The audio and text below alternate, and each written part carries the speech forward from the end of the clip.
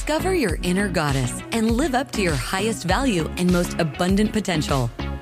Welcome to Grateful Goddesses, a podcast that empowers you to unleash your inner goddess and take the leap of faith to live your best life. Your guide, Karen Pulver, joins her fellow goddesses in soulful conversations about gratitude, personal growth, authentic living, and a bevy of topics affecting women today. Let's start the show with your host, Karen Pulver.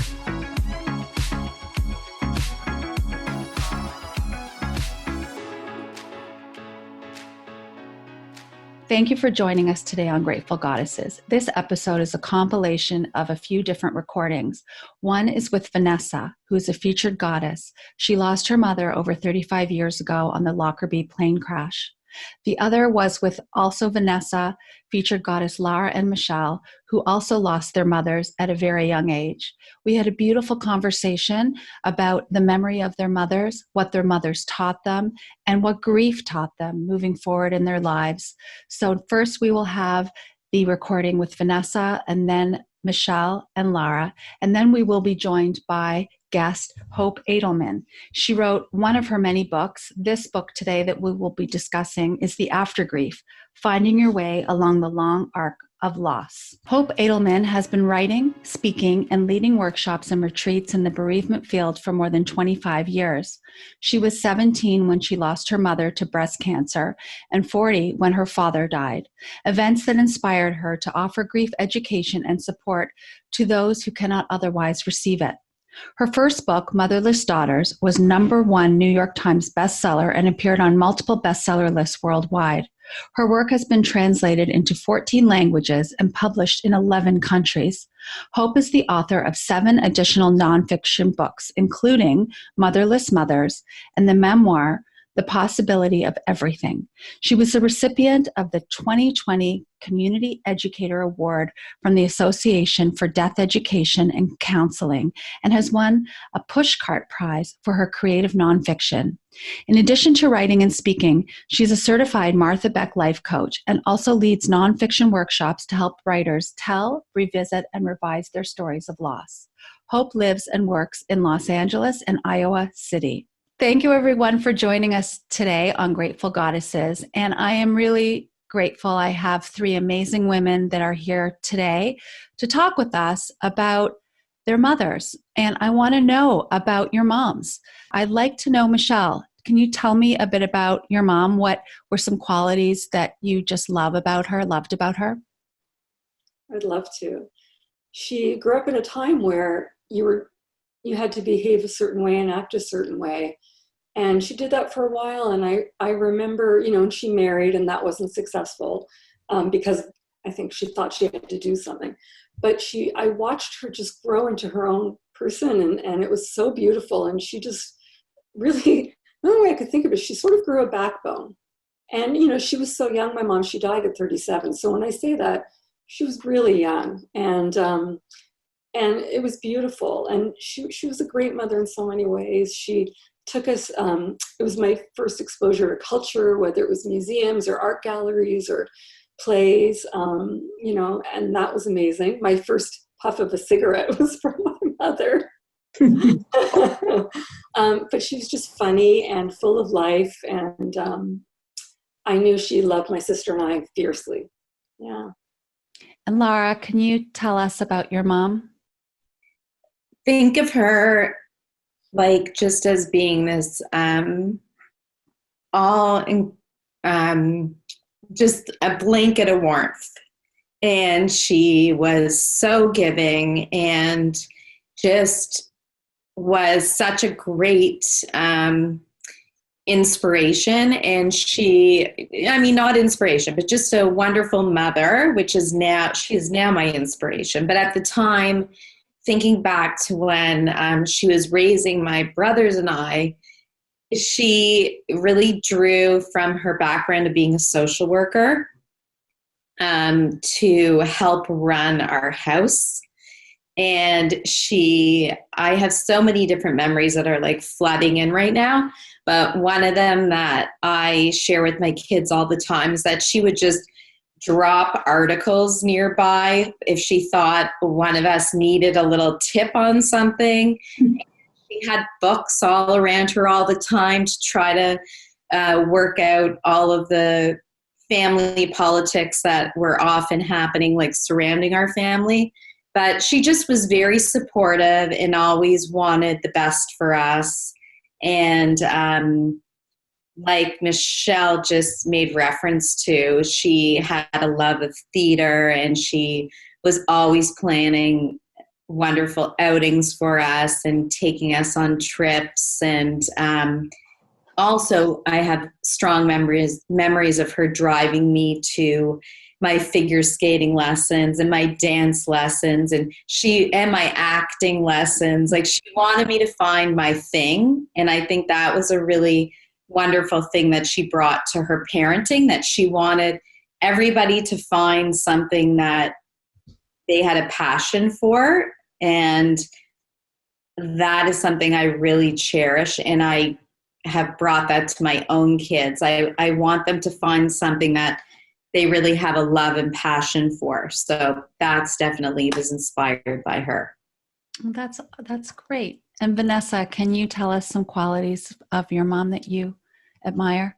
The fact that they are no longer here already puts them on a pedestal, and we remember them in this magical, wonderful way. As we should, because moms in general are pretty incredible. But for my mom specifically, I think it's actually a hybrid of Michelle's comments and Lara's comments of, my mom was a very independent woman and had her own business at a time where women were not expected to work outside of the home, and to see her as a foreigner, as a woman, create her business and be very determined and successful in it was a great role model for me. I didn't realize it at the time that it was a role model, and I didn't realize how much of a pioneer she was being at the time. But in retrospect, I can look at her like that. And she was very loving. We had the kind of house where when you left, to go to school or to go to the corner store or to go wherever, it always ended with, I love you. Even if we were going to be back in 2.5 minutes, it was always, I love you. So the love was always there, but she was also very strict, for which I am thankful. But lots of love, lots of laughter, lots of travel and adventure. And just an amazing woman. And I would like to be like her in most ways, not necessarily always, but as a woman now, at my age, I can look at her as a mother, as like a peer, and say, okay, I understand why she did it that way, but I'm going to do it this way. So, but I am forever grateful for all of the love and the support. And as someone just told me, and I think this is what my mother did, she gave me roots. Lara, I said this to you the other day. Our job is to give kids roots and to give them wings. And I think that that's what my mother did. She gave me the roots to know that I was solid, on solid footing, that I was loved, but she also gave me the wings to go explore and be brave. These are beautiful stories. And thank you for sharing and for being vulnerable to share this. I know it's hard to think about. I do want to go a little deeper. And I know I spoke with Vanessa about when her mother passed away by a very tragic plane crash. And I want to, though, talk with Michelle and Lara about your mothers with the grieving process that you had after they passed. Because I'm so curious to know, with our guest who we're going to be interviewing, Hope Edelman, she talks about grief and how certain ways that our society has told us that we're supposed to grieve. We're supposed to be over it. I don't know if you've gotten this comment, it's happened so long ago. Why are you still thinking about it? I mean, this is some of the things that Hope mentions in her book, that people say in our society that time will heal. Time, I don't know if you've heard this, in time it will get easier. But actually what Hope says is it's like an arc. It's not like stages that you go through and then, you're done. So I'm curious about the grieving. Michelle, would you like to tell us first about what happened and then how you grieved after? that's the part that makes me emotional. My mom was sick on and off from when she was 32 to 37 with breast cancer, and had a misdiagnosis at some point. And my sister and I were really sheltered from it. So we didn't know a whole lot. Like, to this day, there are things that I just don't know about her illness. And, I remember my family thinking they were doing the best for us, sheltered us. And she was at a hospital downtown in Toronto, and we were, up north. And the last 2 months, I think, got to see her once or twice. She was eventually ended up in a coma, and nobody really told us or let us see her. And I'll never forget when I did see her and her body movements, and that was sort of the last time I saw her. In my case, we moved from province of Ontario in Canada, as you know, to Nova Scotia, to Halifax, Nova Scotia, like a 3-hour plane ride away, to live with my mother's brother and his family. And it wasn't at all a warm introduction. And basically, my sister and I were unwanted. And just I think about the way that they even told us. So I was 12 at the time, almost 13, and my sister was 15. And I just remember my aunt, my uncle's wife, just sitting me down and saying, "Your mother died, period." And there was no grieving. I didn't know then. I didn't have any knowledge of what it meant to lose somebody like that. And so I didn't know that I needed to grieve. I knew I was sad, and I had to go to a new school, and knew this and knew that. And my grandmother was nursing my grandfather at the time, my mother's parents. And so she was amazing, but she was losing her husband, my grandfather, at the same time that we were sadly burying my mom. And so she had to be very stoic. He died 3 months later. So she lost half her family. And nobody ever brought it up with us. And then, like I said, it wasn't really a good situation. So it took me many, many, many years to understand the grieving process, but also, that's where Hope comes in. Her book really, it really changed my life, because it normalized so many of my behaviors that I didn't even have a clue about. And I thought I was just so different. And all of a sudden, there were reasons why I was behaving a certain way and thinking and feeling a certain way. And that started my journey of really learning and understanding myself and understanding that whole process. So, that's pretty much it. I know that Hope also helped Lara. Can you share your story, Lara? Yeah. So for me, I was 25 when my mom passed away, but something came over me, and I decided that, like, I did a lot of reading, and I was also like digging deep to find out to learn about grieving.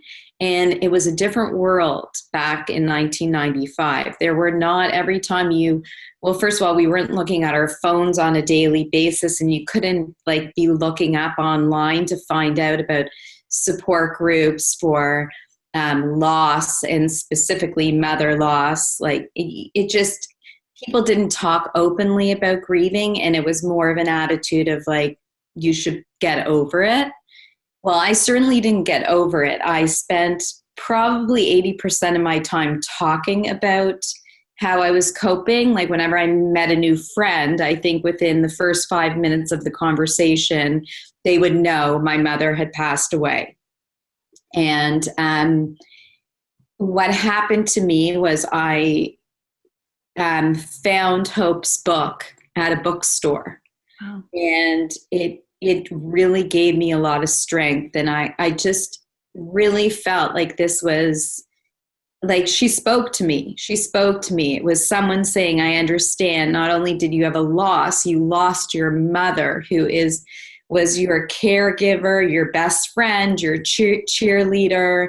and you're going to be going through a deep grieving process that is very different. And anyway, after reading her book, I ended up like having a strength within me that just evolved into, in my mind, I felt like I was just going to show the world how great a mother my mother was. Like, I was like going to be strong. I was going to raise a strong family. I was going to have a good marriage. Like, I was like putting 100% in, and sort of every day I was thinking like, Mom, you prepared me. Like, I'm good. And I also wanted to sort of have her friends and all the people who knew her to like just think she did it. Like she gave to her kids, and her kids were ready. Anyway, and then on top of it, I think she also began to give me some messages before she passed away. When I would say things to her about when I have kids, I think there was some discussion that once came up that she was looking to buy a place in Florida. And I would say to her, oh, you're going to go and spend so much time in Florida. Don't you want to be around, like, to be around my kids? And I remember specifically, I was so young, but she had leukemia, and she wasn't well a year or two before she told us that she had a blood disorder, and she kept that quiet. And I think it was during that period where she said to me, yeah, I might be around, but it's your turn. It's your family to raise. And she was sort of dropping little messages to me about it's time to fly. Mm. And anyway, I definitely am still grieving. Mm-hmm. It does not end. It's a process. And but I talk about my mother in my family. I have 3 kids, and they all know so much about her. I tell funny stories. Like, she's in the fabric of our lives. That, Lara, is exactly what Hope talks about in her book, that she encourages. Yes. Is to continue to have those conversations, to keep our loved ones who have passed alive in our lives, whether it be with photos, stories, when you're cooking, to tell your kids, those kinds of things. This is what my mom used to use in her cooking. So I'm curious, what are some ways that the 3 of you keep your mothers alive for your families right now? What are some things that you do that perhaps our listeners and viewers can learn from? Michelle? Okay. Thanks, Karen. Yeah. I talk about her a lot to my kids, of course. And, they know some stories. It was more about, I talk more about how I think she would love them and just think they were so great because of what I said earlier with her going through that change and becoming just her own person and being so strong. My kids both are really their own people, and they've never been like followers, and they've always just done their own thing, whether it works or it doesn't. And I think my mother would have really, really respected that. And so I talk to them a lot about that, and about things she introduced me to. But I guess I infuse her definitely. Also, I loved Lara when you said in the fabric of your lives. I thought that was beautifully said. And I think they definitely feel it and know some sayings and things like that. But sadly, I was so young, so she didn't fully set the foundation. She did in terms of values and things like that. But in terms of, raising my kids, it was really by trial and error and learning. And I feel so grateful that I used the few tools that I did have. And yeah. That's it. And Vanessa? I think for me, I connect a lot with music that my mother loved listening to. There were a few songs that would always make my mother cry. And there were a few songs that no matter where we were, she would dance. And it really, and so those songs now for me invoke the exact same emotion. And I will hear that song and I will weep. And then the other songs I will dance. And my kids look at me and they, here she goes again. She's going to cry or she's going to dance. And sometimes when I'm crying, they'll come and hug me because they know that it's a memory of my mother. And so they feel the love that I feel I've lost, even though I have the love, but, the daily love that we would still be getting now.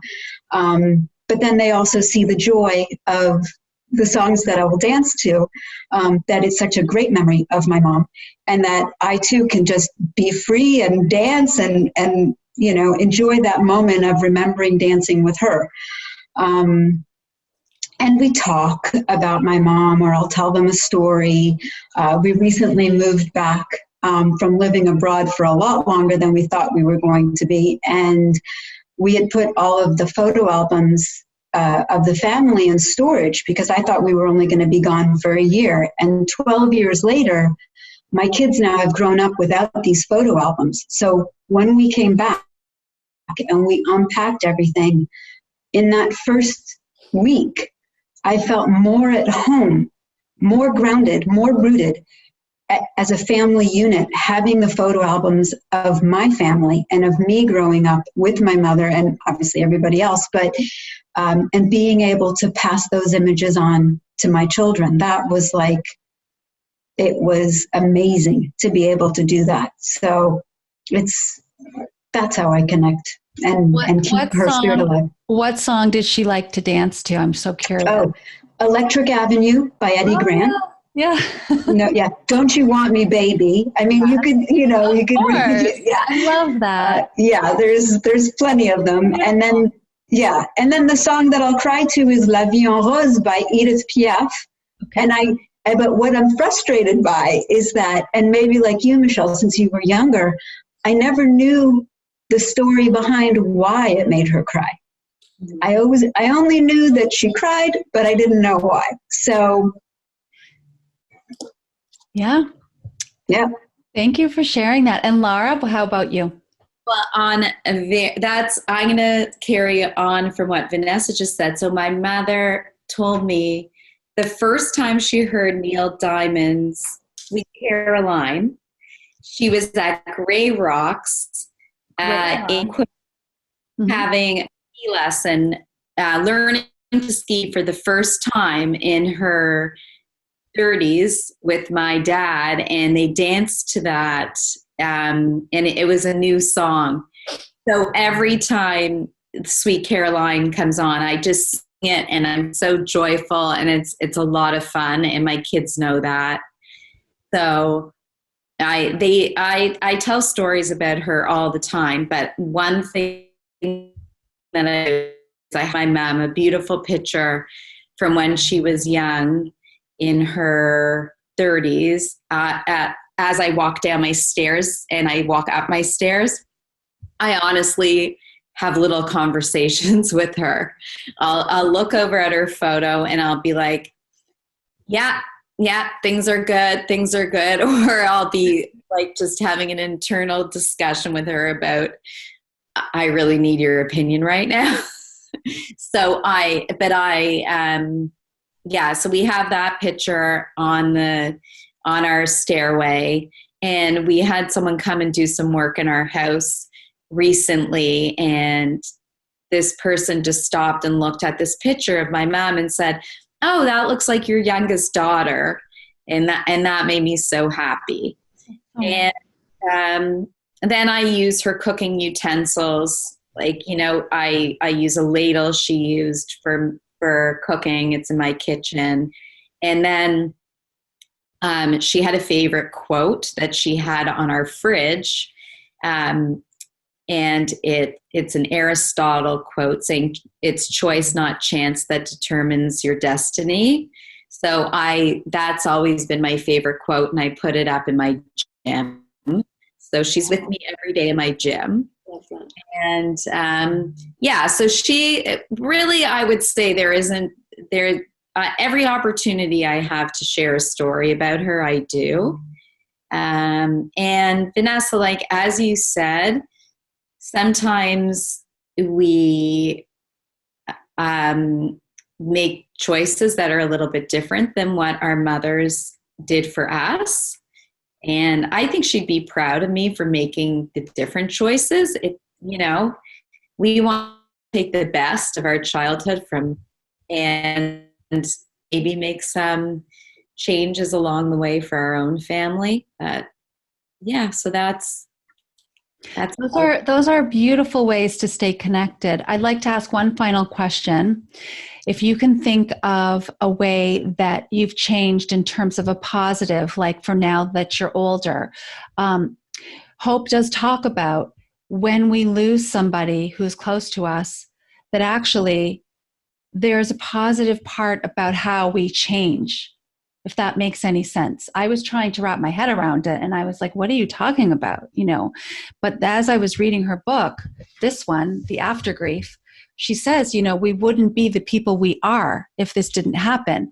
So what is one way or one or two ways that you feel that you have grown from the experience? Vanessa? Without question, it is the ability to take chances and be brave. It is the notion that life is short and it can change in a moment's notice. My mother died quite suddenly. So for me, a moment's notice, literally my world was changed. And with that, and having it happen at a young age, and realizing that life is short and that it can change, I said, that's it. I've got to live this life as if it's the only one I've got, and I have to be brave, go out there, take chances, go on adventures, not get stuck in a rut or do anything that I am not 100% thrilled to be doing. That, no way. Life is just too short for that. And so I went for it.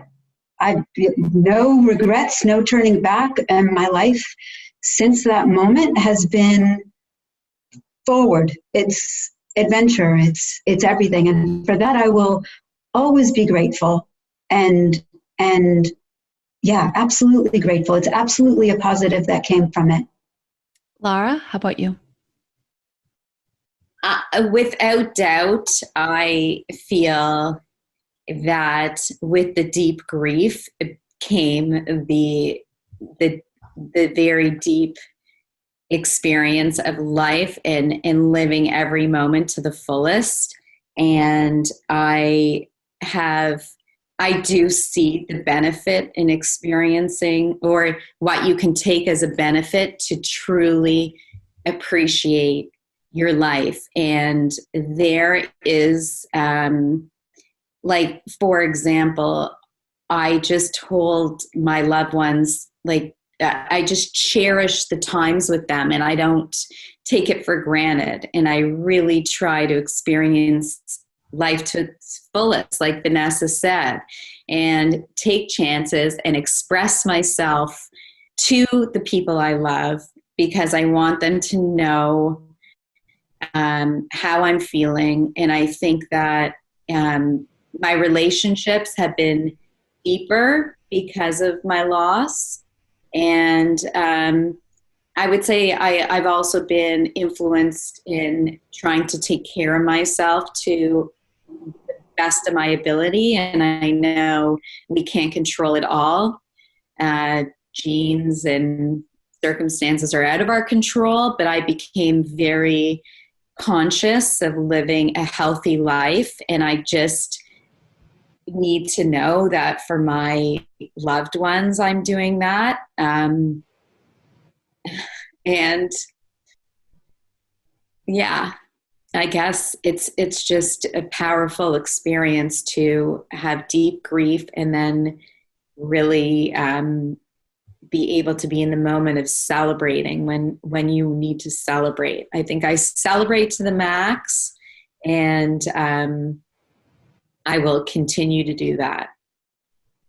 And Michelle? I'm going to piggyback on what you said, Lara, for a second, and that my friendships mean the world to me. And I know that that's where I got it from.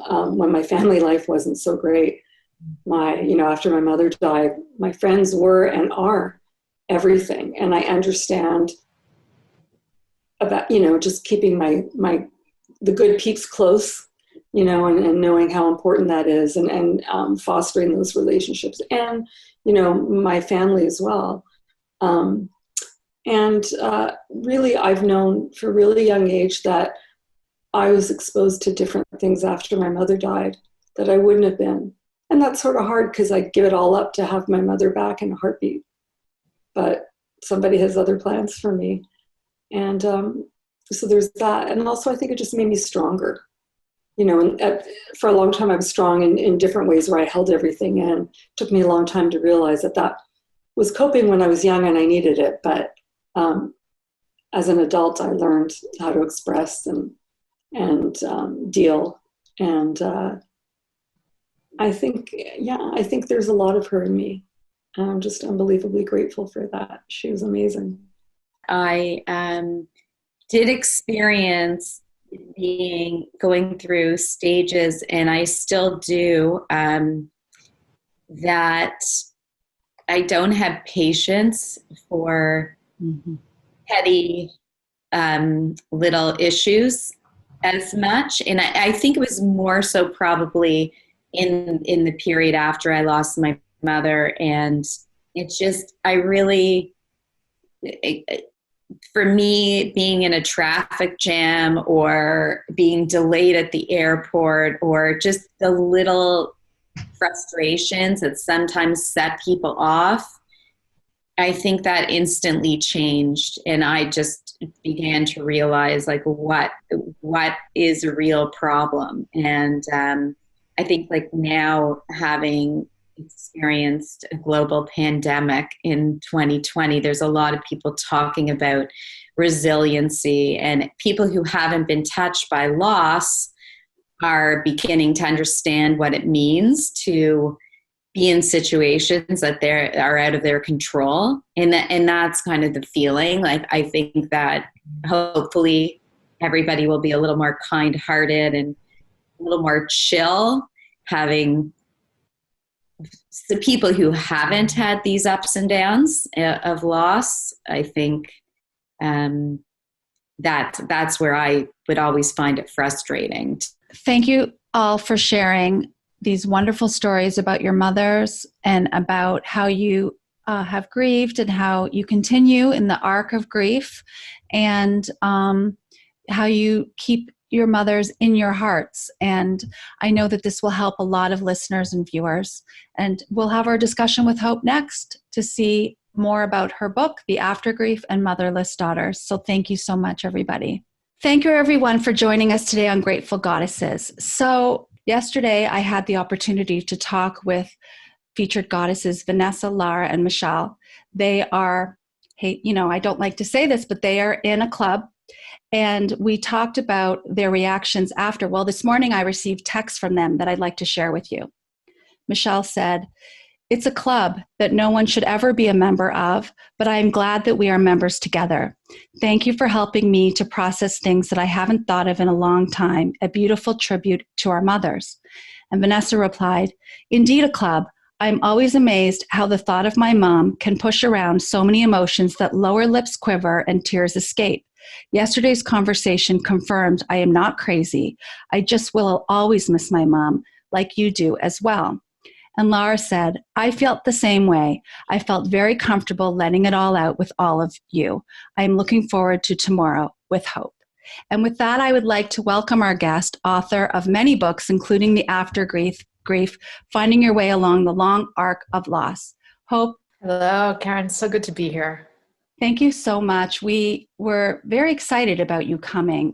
It was a difficult day yesterday talking with the featured goddesses. It was a mixture of so many emotions, and I'm grateful that you're here, that they can talk to you firsthand about some of the things that they experienced. But one thing I wanted to ask you with the Grief Club, the rules of the Grief Club have changed and shifted. And I just remember reading the book with the stages of grief and remembering too, when people had passed away, that we're told in society to get over it.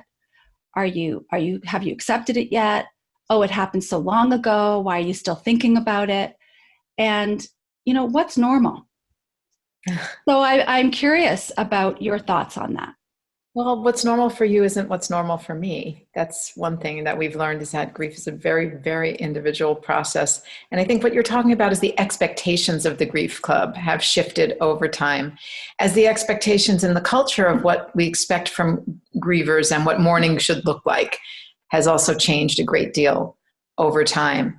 You're correct that there was a quite a long period of time when the cultural message that grew out of Elizabeth Kubler-Ross's work on the terminally ill, which was then applied to the mourners left behind, led us to believe that we would go through stages and we would reach a state of acceptance. And what happened was that when maybe the grievers around us looked like maybe they hadn't adjusted the way that we thought they should, they were labeled unresolved, or their grief was labeled pathological, in the worst case scenarios. Yeah. And, everyone's grief is so individual because of a number of factors. How old you were when someone died. Children and teenagers grieve really differently than adults. How somebody died. If you've lost a loved one traumatically, that's really different than watching them deteriorate over time. I mean, suddenly and traumatically. Right. What kind of relationship did you have with that person? Even in families, we see siblings responding to the death of a parent differently because they had very different relationships with that parent. And then temperament has a lot to do with it too, and prior experience with losses. And that's only about half the list. So grief is a very, very individual process. It's hard to lay any expectations on any one individual and say, this is how it should be. What I say is, there is no one size fits all. There isn't even a one size fits two.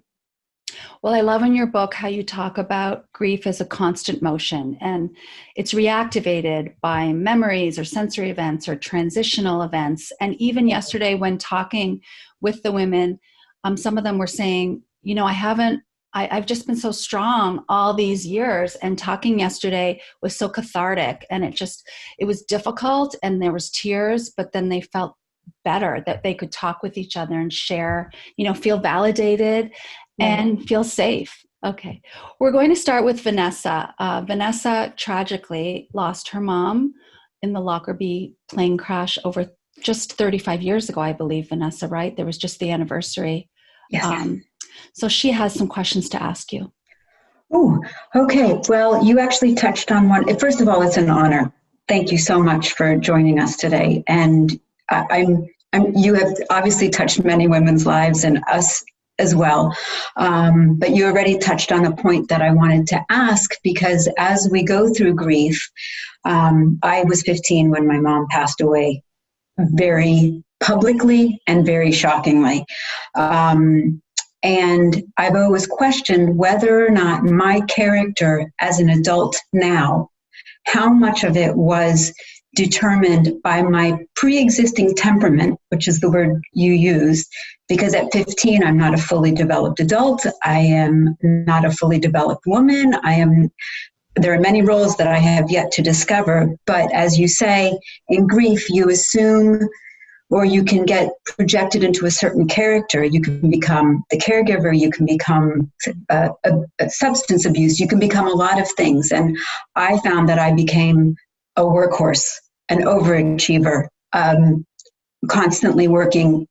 And I question how much of that was already determined prior to my mother's death, but how much was a result of my mother's death? And is it even something that we can answer? It's such a good question, and I'm going to answer it in two ways for you, because I understand completely. I was 17 when my mother died, and I saw Anderson Cooper in a conversation with Stephen Colbert last year in August. It was quite something, and he talked about how his father's death when he was age 10 changed the trajectory of his life, and I know that a lot of us feel that way. At Motherless Daughters retreats that I lead, and in the AfterGrief, there's a whole chapter about this. about how when we have such a significant traumatic event that occurs at any time in our lives, but also when we're young, it tends to divide our life story into periods of before and after. Like it cleaves. We were one person before, or had one way of life before this event. And then this shocking, dramatic, life-altering event happened, and we had a whole segment that came after. Did you ever feel that way, that there was like life before mom and life after, or life before the accident and life after, and they were two different segments? Absolutely, because there's nothing that I do today that doesn't somehow invoke a memory or an emotion, because I feel that everything in my life after is somehow directly linked to that event. Right, because that event set in motion another chain of events that then determined the rest of your life. And Right. Many of them would have happened anyway. That's a big mystery, right? We will never know. But there's an exercise I do with women, which is called the before and after exercise, where I ask them to list all of the qualities and characteristics that they would use to describe themselves before their mother died. They make a whole long list. And, it's often innocent, young, sweet, spoiled, but sometimes it's arrogant, hot-headed. And then we turn the page and I ask them, okay, now make a list of, we draw a line, and on the other side of the page, we make a list of all the characteristics they would use to describe themselves after their moms died. And it often it's like caretaker, hyper-independent, sad, more empathetic. There's a mix of what we might consider positive and negative qualities. And so they're real clear on how they felt their life was and who they were in the before time and who they were in the after time. And then we turn the page and I say, okay, now I'd like you to list all the characteristics that describe you when mother loss is removed from your story. Who did you come in this world to be? What traits or characteristics do you embody that are so baked into your DNA that they would be impervious to any event taking place? And sometimes they can find them right away because it was on both sides of the other page, in the before and the after. But then sometimes they'll say, I was always creative. I always had a thirst for knowledge before and after. In my case, I was always highly sensitive. Long before my mom died, I was the child who would cry in restaurants if I saw an older person eating dinner alone, because I just assumed that they were lonely. Of course, I didn't know that I'd eventually become middle-aged and be glad to eat alone because I could read my book, and not be bothered. But so I was like that. And those are sometimes the characteristics that get amped up by a mother's death, or sometimes shut down, but often amped up. And so what I mean to say is that when we think of our lives in terms of before and after, we've created a fractured narrative for ourselves. And this exercise is an attempt to help you see that you have a continuous story, and that mother loss didn't necessarily cleave your story in half or change it, but it was one thing that happened to you among many things along the way. And there is an overarching self that experienced it all. And the women tend to find great relief knowing that because a fractured life story, feeling like I was one way before that I can't ever recapture and get back to, is kind of a sad and hard story to carry. But when they think there's also this continuous self that experienced everything, and that's still who they are today, it can bring them a sense of wholeness or a sense of inner peace. Does that make sense?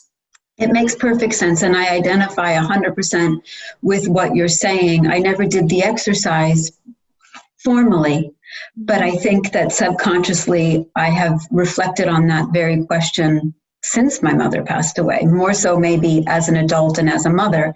But I do see the connection and the continuity of the life before and after using the person that I was before and the person that I am now. So thank you for validating, like you do so often, that the thought process I was on and the path I was following for me was the right one. Yeah. And it's an amazing, powerful exercise to do in a group. as well, because the group, holds the space for everyone to have that experience together. That's why we do it at the retreats, and I do it now in the online groups that I lead. But my second question for you, and this is more of a life coaching question because I'm also a certified life coach. Why is it important to you to know the answer to that question? Like, what do you hope to get from the answer to that question? That's a good question. And I think I started asking myself the question more recently, not in this last year, but maybe in the last 5 to 7 years, as my kids are growing up. They're 12 and 14. Well, that was a mistake. But in the years where I juggled a very intense career, children that needed me intensely, a marriage, being pulled in multiple directions and not necessarily being able to do what I felt was a balancing act of all of them together. And so I questioned which part it was non-negotiable that I would work less on my kids or my family. So it left the question of, can I work less on my career? But to establish a bigger balance. But I was reluctant. I didn't want to let go of my career because I think for me, my career and my success was somehow linked to this workhorse ethic that I feel I derived from losing my mother. And so I didn't want to let go of that either because it felt in a way that I was letting go of my mother, and I didn't want to do that. So that's where I started asking myself the question of, have I processed this enough? Have I found the balance that I want to have in my life without sacrificing something else? Vanessa, you're telling my story. I'm only a couple of years ahead of you, but I think because my kids are 19 and 23 now, but you've just articulated my story.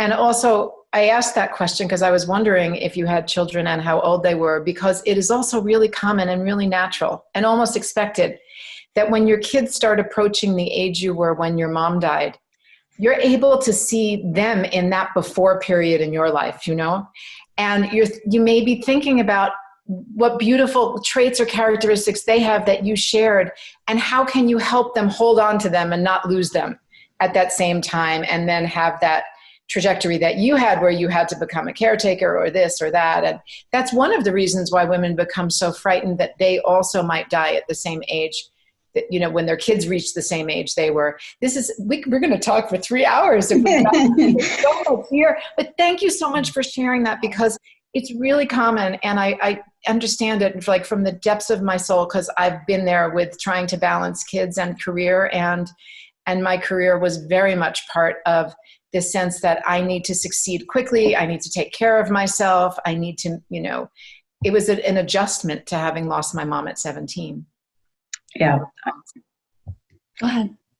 No, I think we're going to touch on this later, but I also lost my father. So there is an extra element of, like you say, needing to take care of yourself and establish that very quickly, and have that security that has been ripped from you.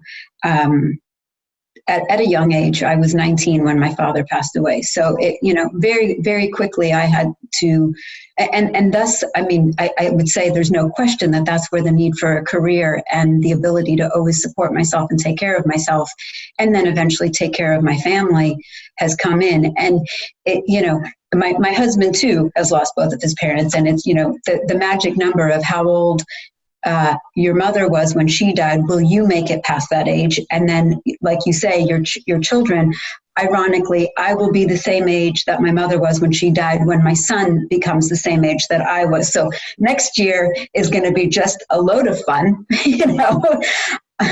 How many women I meet. In fact, this is such a big transition that we don't have any cultural way to acknowledge that passage. But at the AfterGrief, the AfterGrief initiative, in about a week, I developed a ritual with a company that develops rituals, a template, so people can create a ceremony around that event, reaching and passing the age. And there's a whole template of things that people can do. And then they can personalize it also, so that we have a way of acknowledging it, either on our own or with our family or with a group of girlfriends saying, hey, I made it, because it's an achievement for many of us. It's bittersweet, but it is an achievement. It's a way of saying, hey, I've separated my destiny from my parent, and I'm 14 years past the age my mom was when she died. I can't tell you how strange it is to be 14 years older than my mother got to be. In a way, these feel like 14 bonus years, And I've heard that from a lot of women. Yeah. Vanessa, thank you. That was so powerful. Thank you for sharing that. And thank you, Hope, for your answers. I just realized that this may not be. Okay, I'd like to move on to Lara, as I know you have lots of questions. Hi, Hope. So I'm actually getting really emotional just seeing your face, because my journey started, it's 26 years ago when my mother passed away. So I was 26 when she passed, and there was no internet to search up for support. And I found your book. Well, first of all, I'll start by saying I was searching for support. And while my mother was sick with cancer, I found a book that was really supportive, Bernie Siegel's philosophies of why bad things happen to good people. So that book got me through a lot of hardship while she was sick. And then I found your book, and it was exactly what I needed. And I have the whole Motherless Daughters book highlighted. And I've passed it on to people who have had loss, who've lost their moms. But one of the things which was really, really, it touched me was I wrote down the quote that you started your chapter with, that is that the mother to daughter, the loss of the mother to daughter is the essential female tragedy, by Adrienne Rich. And I needed to hear that validation, because I knew that this loss in my life at the time was going to be really hard. I mean, I knew it was going to be, and I knew I was a strong person. And I just needed to hear all of these stories that you brought together. And it was like, I remember reading that in your teen years, it was the time to flourish and to sort of separate from your mother. And then in the adult years, when you came, it was time to reunite and form a new relationship as an adult. And I knew I wasn't going to have that. So it just, I can't tell you, there was nothing available except for your book to get me through that. And no one specialized in just mother loss. Like, the groups that were available to me were all types of loss grouped together. So your words and those stories that you shared really got me through. And even back when I was 26, I remember reading about the thought that there's a fear that my life might end at the same time my mother's did. And like, millions of things are coming through my head right now, because sometimes I'll be talking and I'll hear my mom's voice. It's coming out of my mouth, and I'll be like, oh yeah, Hope said like these things are going to happen. Or like when you turn around in the mirror and you see like I don't know how I remember this, but I memorized where my mother had some freckles on her. And I'm like, oh, I have that freckle now that my mother had. And like, so all of these things got me to be able to like gain the strength in my life. And so I'm it was hard for me to come up with a question, but I will ask you from your Motherless Mothers book. I'm going to ask a question about that. So I would love to hear a little bit more about how, I think as soon as I gave birth to my first child, I have 3 kids, I felt like this was going to be I was doing fine. And I was strong, but I was talking about, like, I labeled myself. Like, as soon as I met a new friend, like in the first 5 minutes, they would know I had lost my mother. So like you said with that exercise, I kind of stopped my life and started labeling it as I don't have a mother. And then when I had my baby, my first child, I began to sort of repair myself. So yeah, I just looked back into your book about motherless mothers, and the information about the biological repair and how can you explain a little bit more about that? How by having your own children can help the healing? Mm-hmm. Well, we get to recapture or recreate a facsimile of the relationship that we lost. And I say a facsimile because it can be done with a son as well as with a daughter. Mm-hmm. Although the mother-daughter relationship, has that gendered connection. That's the same as the one that we lost. But we're coming in from the other side. So we can relate to and understand our mothers in a whole new way and feel closer to her in a new way because we understand the mother's love for the newborn and the child that they're raising. And that's just something we couldn't simply have understood before. But sometimes while that can bring an enormous amount of satisfaction and a newfound love for the mother, can also bring a real sadness and grief because we now also recognize what the mother lost, that the mom loved her children that much and had to leave them. And so that's in the AfterGrief, what I call a category of new old grief. New old grief is when you experience an old loss in a new way. And you couldn't have experienced the loss in this way until you got to a certain point in your life. And reaching and passing your parents' age is another form of new old grief. Like I couldn't have known what it was like to look at the world through the eyes of a 42-year-old, which was how old my mom was, until I turned 42. I couldn't even do it at 41. I got it at 42. I couldn't know what it was going to be like what my mother's experience as a mother must have been like until I became a mother myself at 33. I couldn't have pre-grieved that at 17 when she died. So there are going to be those inflection points through your life, which is why I talk about the long arc of loss, because we're going to hit inflection points throughout our lives where we're going to re-experience the loss in a different way, where we're going to have a new relationship with the set of facts that exist. My mom will always have died in 1981 when she was 42 of breast cancer and I was 17. But boy, that looked different when I was 33 and had my first child. And wow, did it look different again when I was 42. So we can do a lot of reparative work. With motherless mothers, there's often an impulse to go a little overboard too with the reparative work, like all of the photos, all of the memories, just in case I'm not around to tell them later in life. I want to make sure they have everything they need. I don't see that as a bad thing, only if it starts getting in the way of other things, that you might need to do or want to do. But I do want to share with you that I got an email the other day, which is not a common email, but it's not one I haven't gotten before. I've gotten a number of these. And it was because you mentioned about reaching your 20s and feeling that need for connection with your mom. And I don't want that to go by because it's important. That happens. If you're younger than your mid-20s when your mom dies, you will often reach your mid-20s. Watch your friends start having more woman-to-woman relationships with their moms and wish that you could do that too. And your mom's not there, and it's another kind of new old grief. But I got a letter from a woman who said, I am in end-stage ovarian cancer. I don't know how much time I have left. Is there anything you can tell me I can do to help prepare my daughter for my loss? And these are heart-wrenching emails, but they're really, really important because there are things that a mom can do when she's conscious and aware and accepting that the inevitable will occur.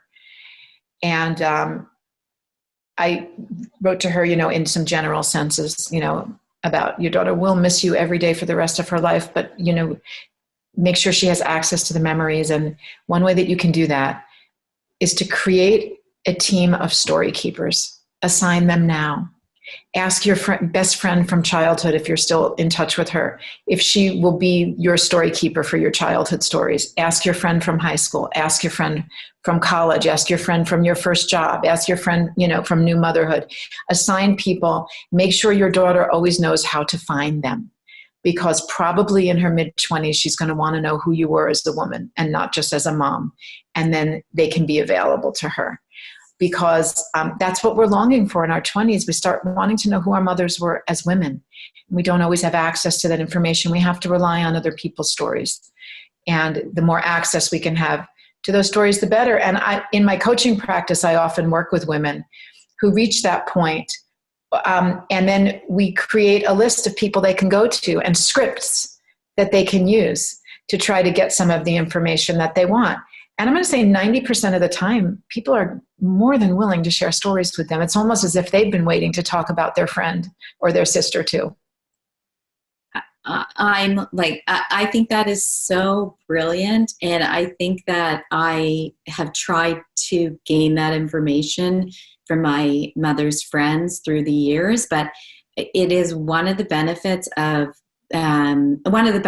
technology in the last 10 years is that we're able to reach out to people. Even recently, one of my mother's friends wrote a message to me and described some childhood experiences she had with my mother. And it was all because of email. And she expressed to me in that message that she felt badly that years ago she wasn't able to share that. She didn't keep in touch with me. And I wrote back and said, of course, don't feel badly. Any information I can gain now, I'm thrilled to have. It's just, it was such an incredible feeling. And that is such a brilliant idea. I love that. Yes. It can also be enormously healing to get back in touch with relatives and friends later too, because, as a 17-year-old, I sort of spun around saying, where did everybody go? Why aren't they here? Where are my mother's friends? Where are their relatives?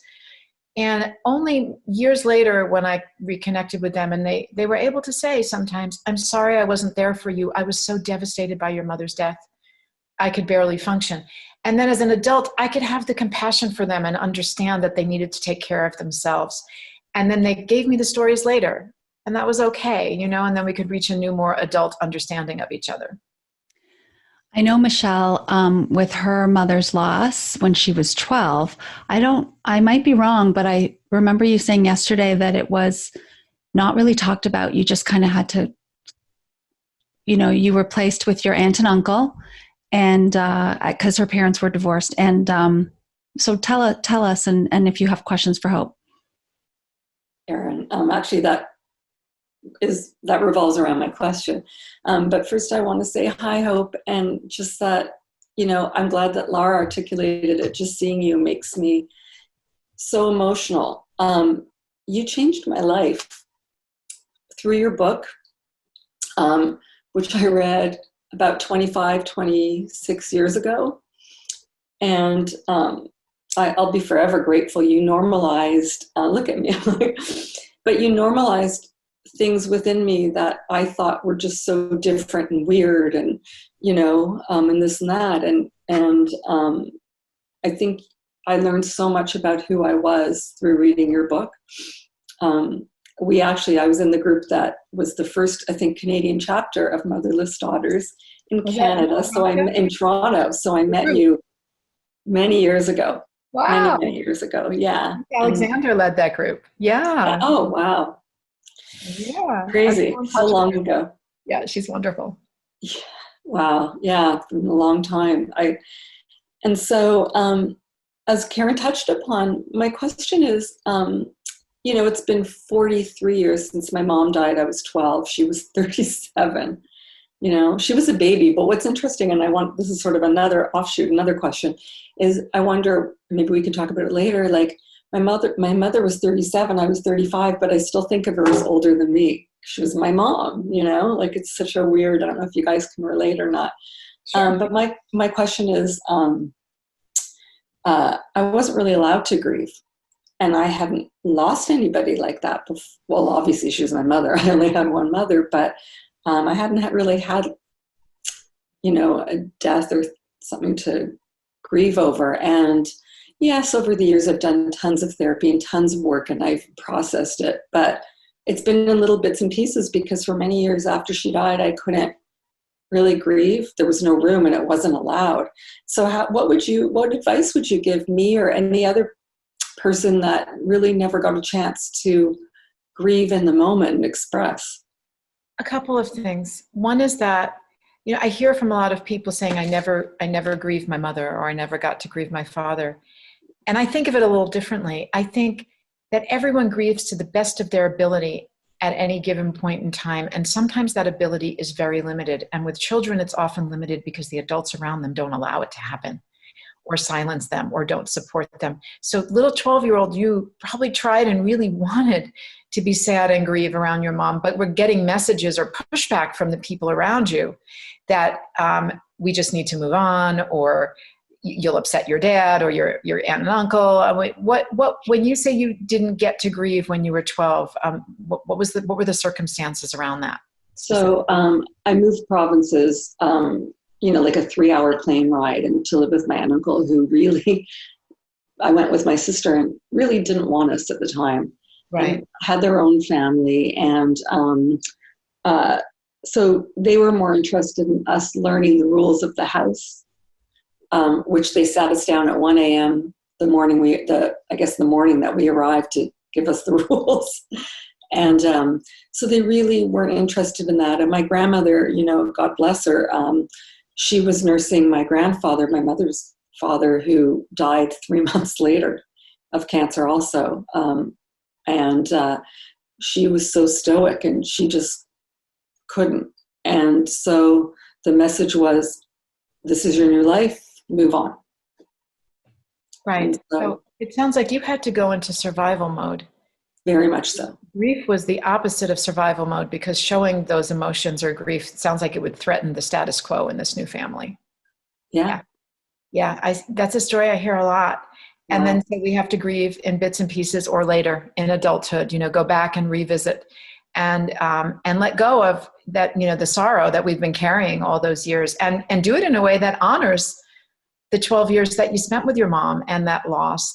Oh, I wish we were still doing Motherless Daughters retreats in person right now. We had to go on hiatus because of COVID, but we're hoping to start them up again in the fall, because this is exactly the kind of work that we do there, where women are able to open boxes that and many of them have had to lock those boxes just in order to cope and survive. And, their coping strategy has been to not open that box.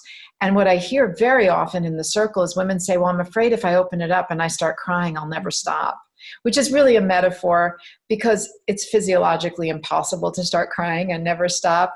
But I think what they mean is that there won't be anyone there to support me or hold me or contain it. It'll just feel too big. But we create a circle that contains it, and we help everybody self-regulate. And nobody ever cries for more than 5 or 10 minutes max in a row. And that's completely acceptable and welcomed in our circle.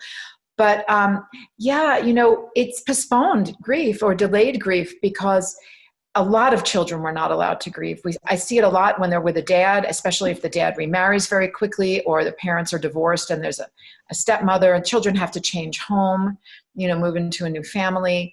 Or they're just with adults who cannot tolerate seeing a child's pain. So when the child stuffs it or suppresses it, the adults convince themselves that kid is okay, and they're resilient, and they've gotten over it. And there's no appreciation whatsoever for that child's inner world. That is not as common today as it was in the era. What year did your mom die? 77. 77. Mine was 81. It was basically the dark ages of grief support. So in the 60s, the 70s, the 80s, even into the 90s, it really started shifting slowly in the 90s. And then by the 21st century, we had a better appreciation for the needs of children and families, and bereavement centers and programs that began. And some of them are wonderful, all over the country and all over the world. I'm involved with several excellent ones, but they're still not everywhere. The internet now, one good thing that COVID has done is made these services accessible to anyone, anywhere, because they used to all be in person.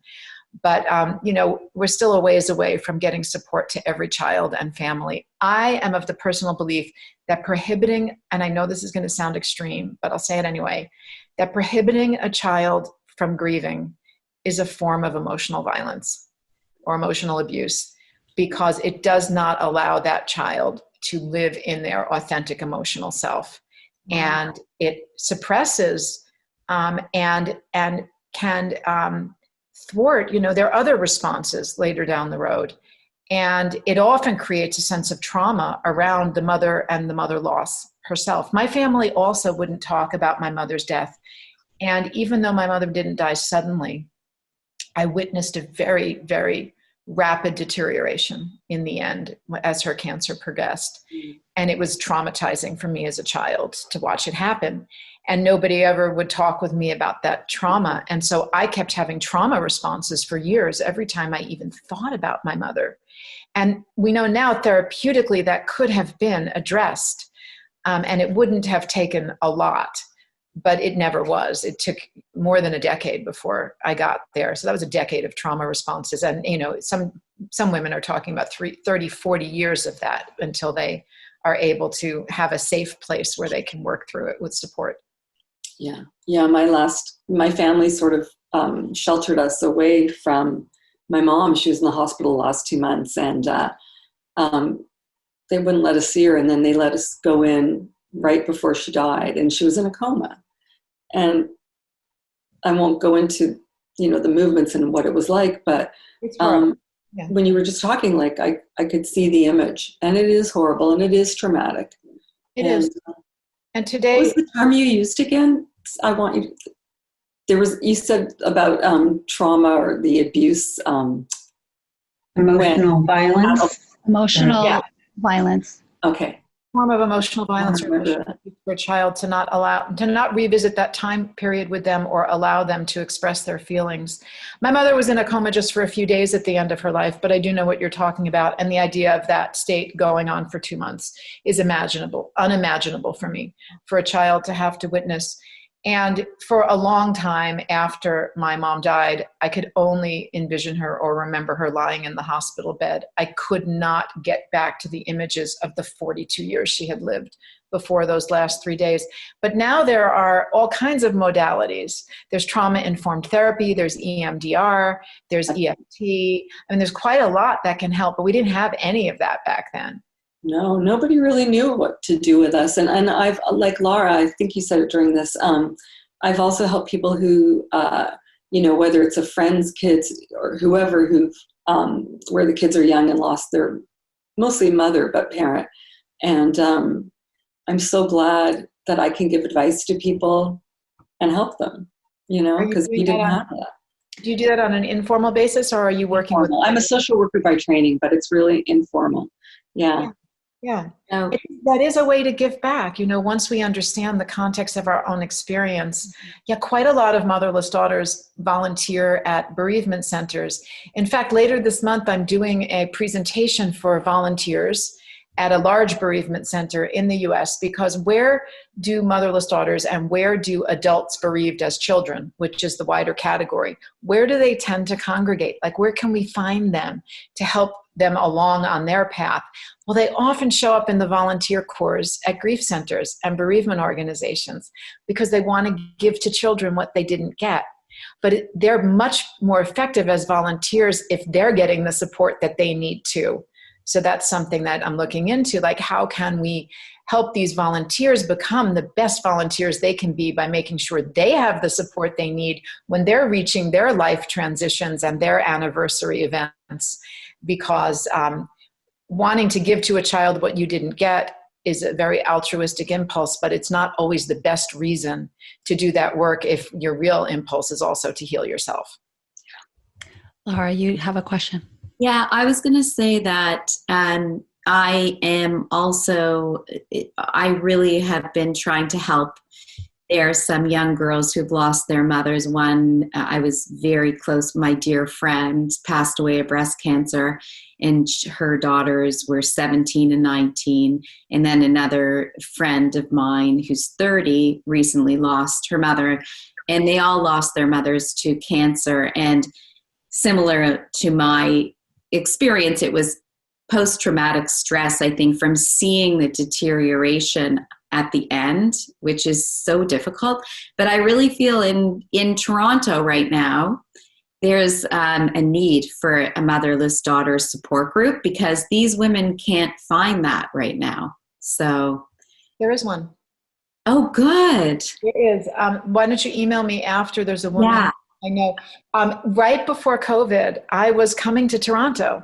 Really? And we had it set up. We were doing a 4-day Motherless Daughters group about an hour outside of Toronto. We had it all set up, and we had to cancel it because of COVID. But we will try to reactivate it. We still have the list. And Okay. yes, we were bringing the retreats international. We're so excited. It was a whole scale up in process. It was really growing. We had to put it on hiatus, that part of it now, but I will be in Toronto. I will be, because there is a lot happening there, and I'd love for you to be part of it and get the girls into this network. I don't know how active it is right now during COVID, but I imagine that most of these groups will start up again. But if I come in to do any kind of workshop or retreat in Toronto, which again, I hope I will either later this year or early next year when we can travel, let's make sure that they have access to it. That would be wonderful. I have one question that is on the top of my mind. So I wanted to ask you, do you find that people who've experienced this mother loss have trouble with, I have trouble with a balance with my kids. So I want them to be independent, and that is my goal.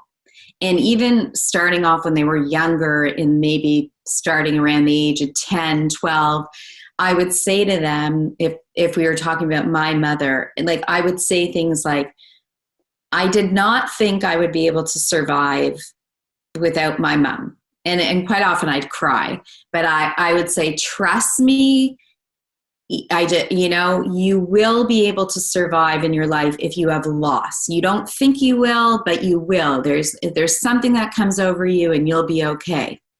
So I would always feel the need. I had to like tell them that. So I've always wanted them to be very independent, and I let them do things sort of a little bit before I think other of my friends allow, like drive on the highway, and I just want them to fly. But I'm also the worst at saying goodbye. Like I'm a mess every time I let them do that. Like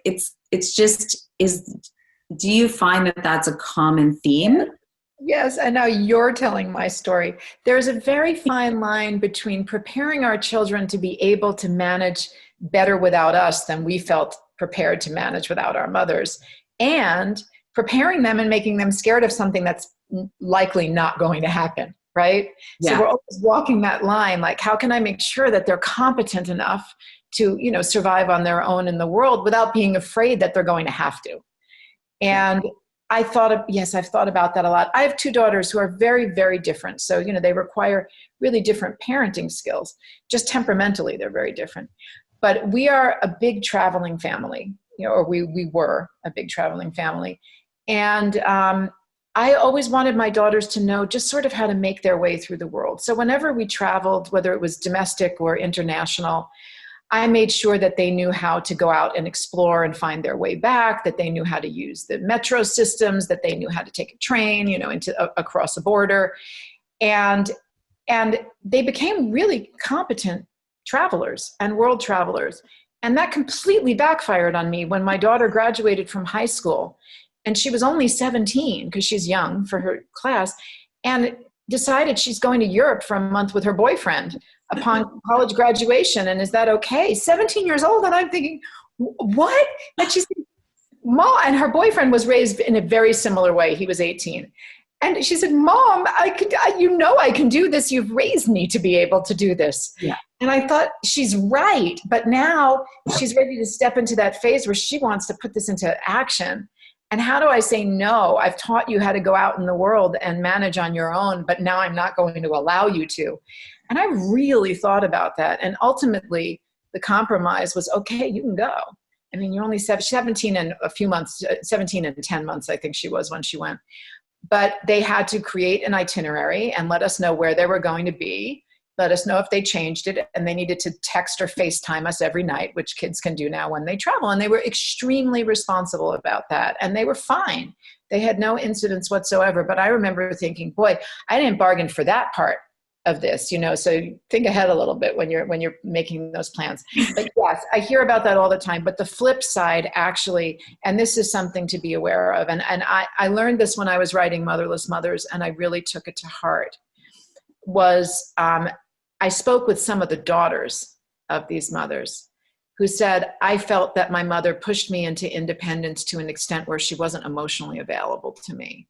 Like she was protecting me from getting too close to her so that I wouldn't hurt so much if I lost her. And I felt like I didn't have the kind of closeness with her that I wanted.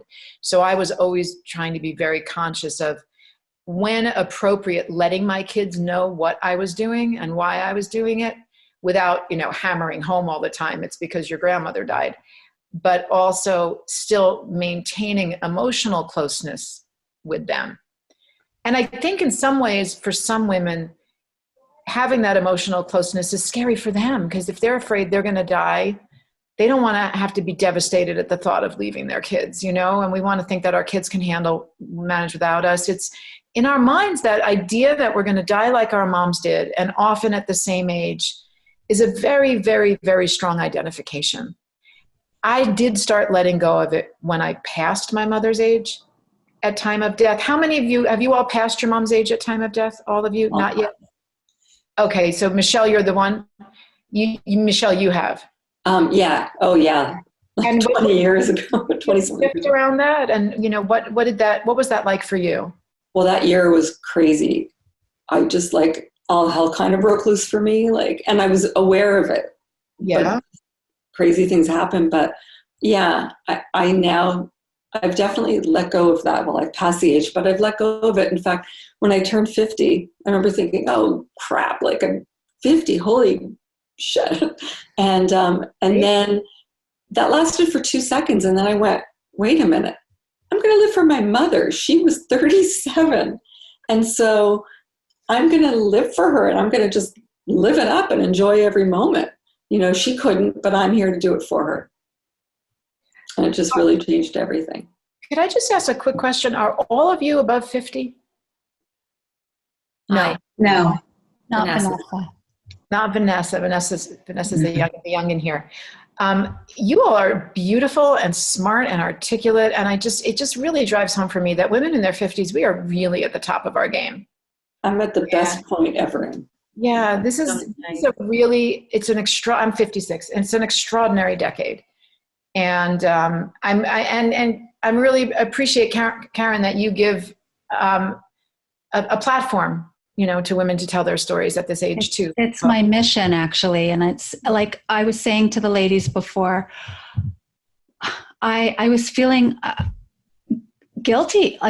My mom is still here. And I was like, how can I interview you? I haven't experienced this. And I brought along these ladies to do this because I can't relate. But what I can relate with of my club was the Cancer Club, of loss to what my life was like before. Loss, actually, when you say about, there was a moment where I knew I wasn't going to die, but also when you hear cancer, you think, I'm going to die. What's going to happen? And that was having to tell my kids those stories. What am I going to do? But that was actually my next question. But then I do want to allow, if it's okay for timing, Vanessa and Michelle, if they have any more questions before favorite things. But my question was, there's so many loss in 2020, so many losses of jobs, losses of the way life was, obviously loss from COVID, which I know you call bereavement overload in your book. But I'm curious about that. What's interesting is when I say that I can't relate because my mom is still around, what I can relate to is that loss of control. And that loss of being put in a situation where you just have to control your reactions and how you respond. But, and that's, I guess, similar to when you lose a parent. But with everything that happened in 2020, what can you comment on that, on just all of those other types of losses that people have? Yeah, we have lost a whole way of life, at least temporarily. And we're plunged into a period of uncertainty because we don't know when it's coming back or what's coming back. We are in a constant state of having to adjust to an ever-changing news cycle. and it's uncomfortable to live in the present. And I'm not sure it's even possible, because I think we are temporal beings and we are always, remembering the past and imagining the future. So to try to bring that in and just live in the present is, maybe monks can do it, but it's really hard for me.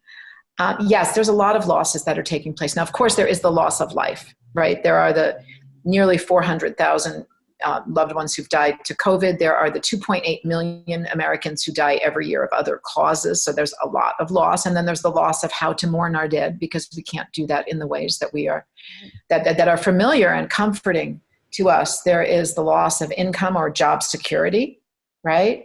For many of us, there's the loss of or a change in our living situations, and certainly the loss of our social networks or access to our social networks.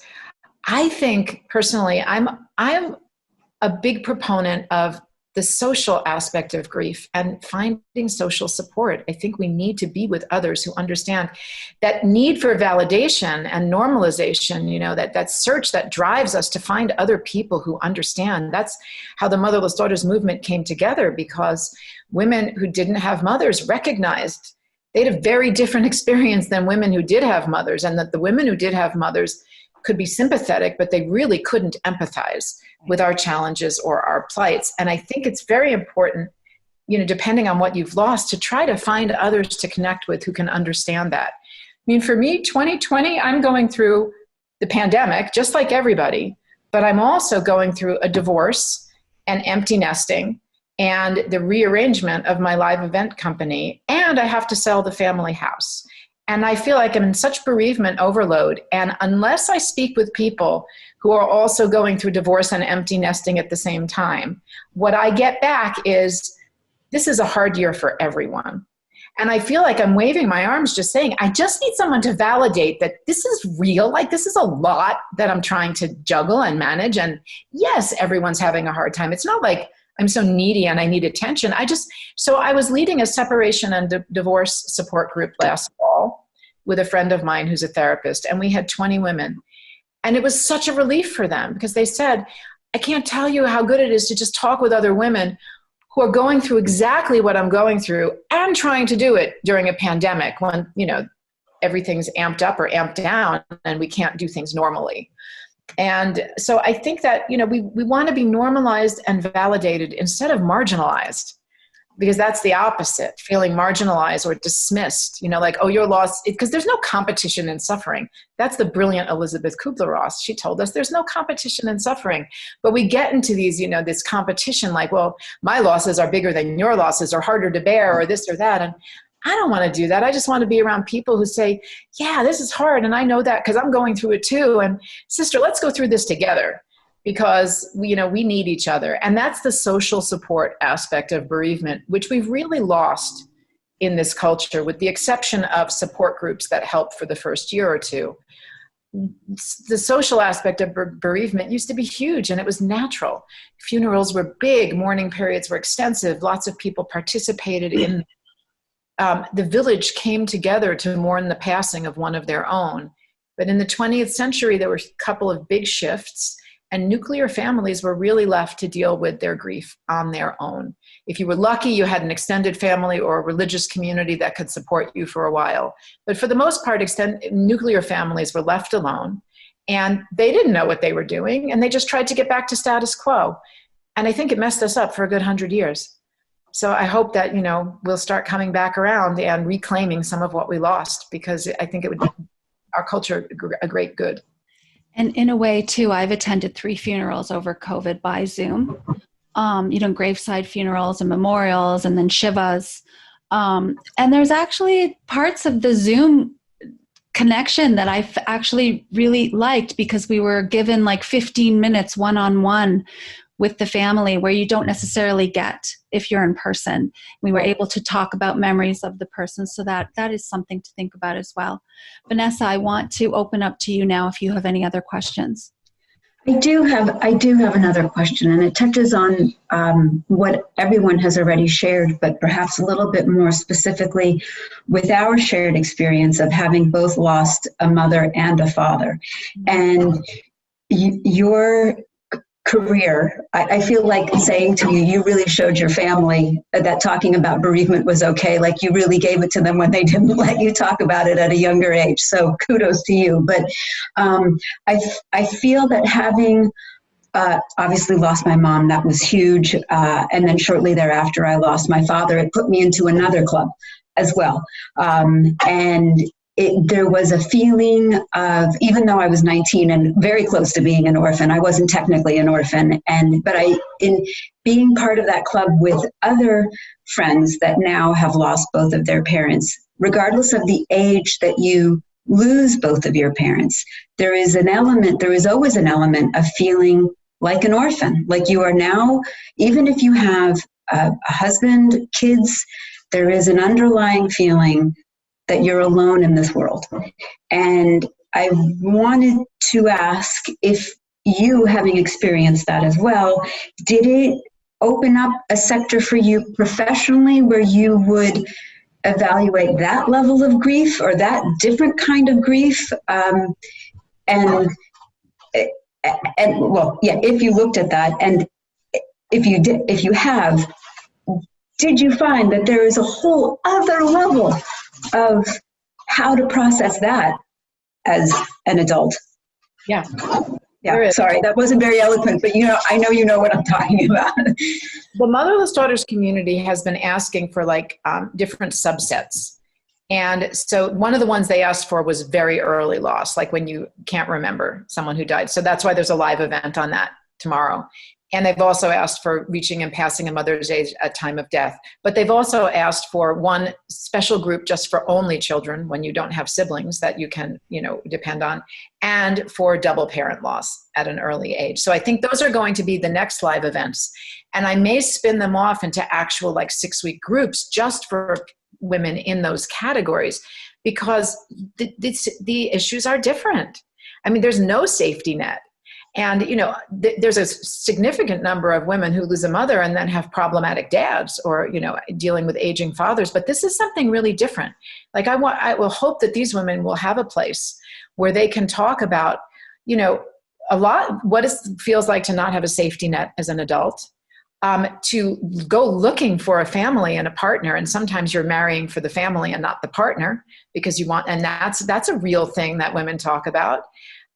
Also, they say the weirdness of suddenly getting this big inheritance at a young age sometimes and being able to buy a house at 23, and it makes you out of sync with your peers and they feel like there's no one to talk to about things like that, and then not having grandparents for your children. I mean, there are very specific issues. So I would say, keep looking at hopeedelman.com because I think that's a really good 6-week group. And we can do that online now. It doesn't have to be in person, because I think, again, finding others who can really understand your experience and validate and normalize it so that you don't feel marginalized in the larger culture is critically important for our emotional well-being. Thank you. You hit the nail on the head. That was just so perfect. Michelle, do you have a final question? More a comment. It's funny because years ago when I first heard of you and I read your book, there was you and your sister, if I recall, and you were close enough in age to my sister and I, and it was your mother. I remember thinking there were so many similarities. And so I'm also part of the Getting Divorced Club. In fact, I signed my papers yesterday. So I can relate on that level. And I just want to share. Not easy. Right? I feel like this is the best time of my life. It was a very long marriage and, I'm doing great, but I want to share something because I think it pertains to that, but I think it pertains to any kind of loss. And I think for so many years, I had a fear of abandonment. And rightfully so. My father left at an early age and my mother died and, et cetera. And I was so afraid that other people were going to leave in my life. And when I was newly separated, I remember thinking about that fear of abandonment. But I'm so much older now and I know who I am and I've got the wisdom, and I just stopped in my tracks and I said, I don't have to be afraid. I've got this. I'm not going to leave me. And it's so corny, but it was such a big epiphany for me, and my fear of abandonment is gone. And Just as simple as that. So I wish that. I remember sitting at a motherless daughter support group. We did one in Connecticut. I think it was last year. And Sarah Safian, she's a social worker in New York, and a motherless daughter was co-facilitating with me. And she said to the group, we were talking about fears of abandonment. And she said, this is the fear of a child. She says, as an adult, you cannot be abandoned because you will always have yourself. You are now the competent adult that can take care of you. And it was such a profound statement, but I think that's what I hear you saying too. That's exactly what you hear me saying. And it fills me up so much. I don't even know how to express that. And there's just absolutely no need to be afraid. I wanted to end by reading a paragraph that I absolutely love that's at the end of your book, The AfterGrief, Finding Your Way Along the Long Arc of Loss, which isn't that interesting? I said love, loss. That works too. Loss of those we love. You said, I promise you this, the pain you feel today won't go away entirely, but it will turn into something else. It will over time become something more bearable. It can become your traveling companion, not your burden.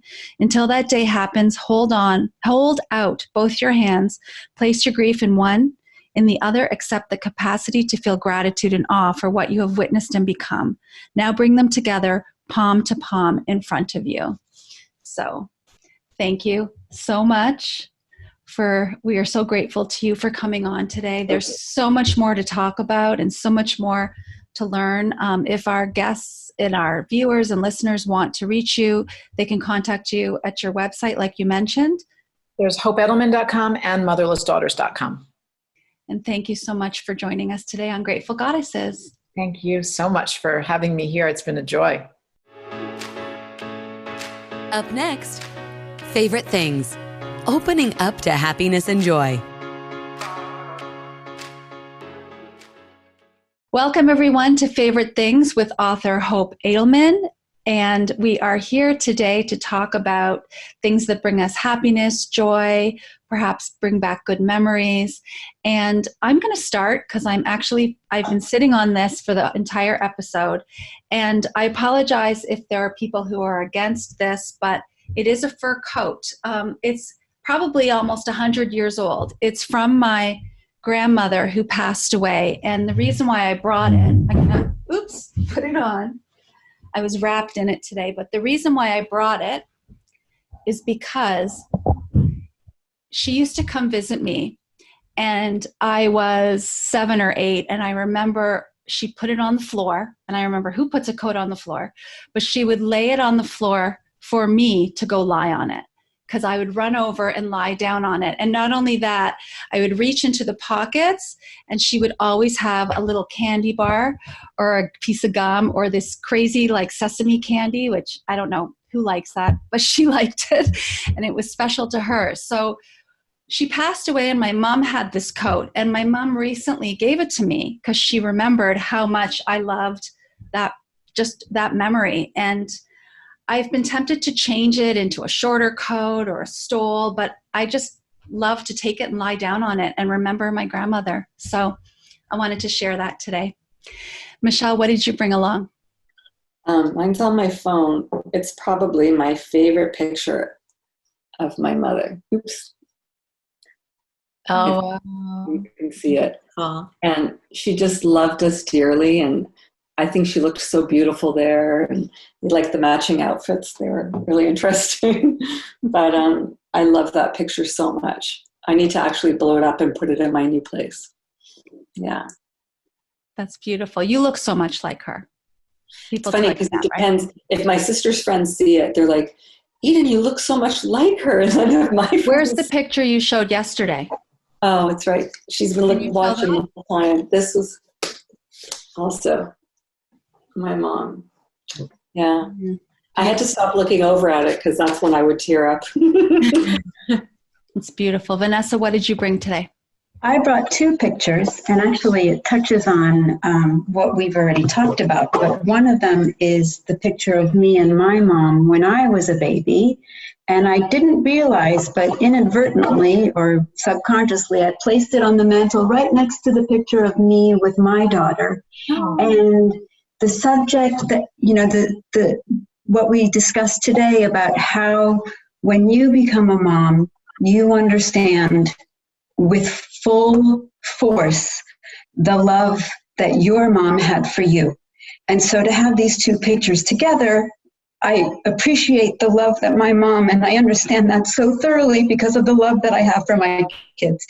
And so they're next to each other on the mantle, and they will be returned to the mantle like that, but I will always look at it and remember this. That is beautiful. Thank you. Lara? Mine is also a photo. I'm a little teary from everybody's descriptions because these pictures are so powerful. But this is a picture of my mom from when she was, I think in her early 30s. And it's at a spot that I walk by on my staircase. And I walk by it every day. And I have some little mini conversations with her. I'll be walking up and I'll just have just a quick check-in and say, things are good. And then if I'm having a little bit of a moment where things aren't so good, I'm like, yeah, I'm going to remain calm. So I have a little interaction with her, and it's just there, and my kids look at it, and it's photos to me are so powerful. And I have more photos of her in my kitchen. They're sort of all over the place. So it's my way of connecting and keeping connected. Well, Hope, you talk about that in the AfterGrief, about remembering those who passed perhaps through photos, or like me, through objects or something that is passed on. I should also share that I'm wearing a ring from Lara's mom, was my mother-in-law. So this was a necklace that she had, and the necklace was kind of broken, so I took the charm off and made it into a ring that I wear. And I reached into my jewelry box to put on jewelry today, and I grabbed it, and I was like, oh my God, that's the ring she gave me. So Hope, what did you bring today? Well, I brought something from my father's side of the family, because I talk so much about my mother, I don't always talk about my father's family. And so I brought this picture that sits on the little altar in my bedroom. And that's my great-grandmother, Bertha, who's kind of my spirit animal. And the four of them, we're a self-contained family, and I think about them a lot. He's my namesake because it's my great-grandfather, Herman. And so I'm named after him, Hope. And I thought I would share that with all of you today, because I look at that every day, and I think of them a lot. That's beautiful. It's interesting because in the Jewish religion, I know with my mother-in-law, and it's just such a nice reminder of her, and they're all such beautiful, intelligent. Okay, thank you so much for joining us on Favorite Things today. Unleashed your inner goddess yet? Thanks for joining us today on Grateful Goddesses. We invite you to visit our website, www.gratefulgoddesses.com, to access today's show notes as well as other helpful resources. Don't forget to leave a review. Until next time, stay strong and empowered to be a grateful goddess.